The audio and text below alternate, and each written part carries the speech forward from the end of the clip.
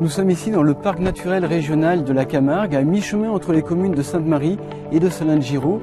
Nous sommes dans un espace naturel exceptionnel qui constitue une des plus grandes réserves naturelles d'Europe. Nous sommes sur une digue à la mer qui a été construite au XIXe siècle pour protéger la Camargue des intrusions maritimes.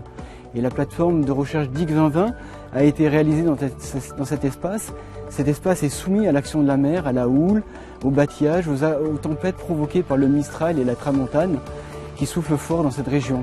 Elle est également soumise à la montée de la mer liée au changement climatique, dont l'accroissement est prévu de 60 cm à horizon de 2100. La plateforme de recherche vise à évaluer l'aptitude d'un concept sol chaud au milieu maritime.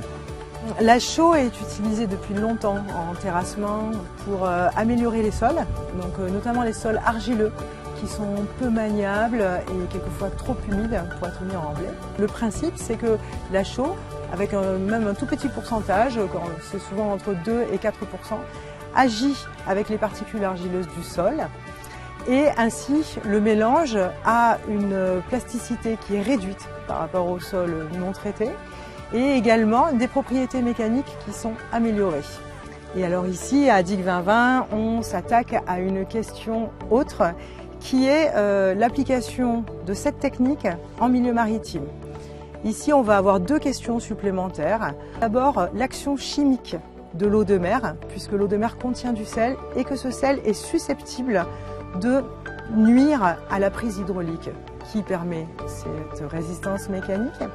Et puis également, on va avoir l'action mécanique de la mer, qui est la houle, que jusqu'ici nous n'avons pas testé sur nos ouvrages lors de nos projets de recherche. Le suivi de l'érosion que nous réalisons sur Digue 2020, donc par la mesure de la géométrie de la digue et par les observations, a montré clairement jusqu'ici que le sol traité résiste mieux, quelle que soit la formule, à l'érosion par rapport au sol non traité.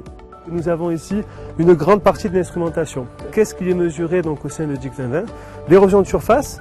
Un des premiers facteurs d'aggravation de ce phénomène, ça va être les conditions météorologiques.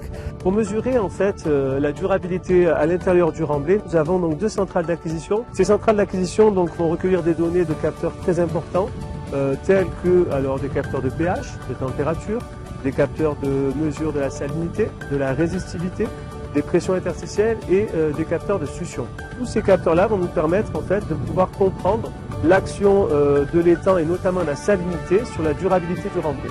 En complément des mesures géophysiques que nous réalisons via les centrales d'acquisition, nous allons aussi réaliser lors de nos visites mensuelles des acquisitions lidar qui vont nous permettre d'avoir un profil en 2D de la digue. Ces données sont très importantes puisqu'elles nous permettent de voir et de pouvoir quantifier le retrait de matériaux au niveau de la digue.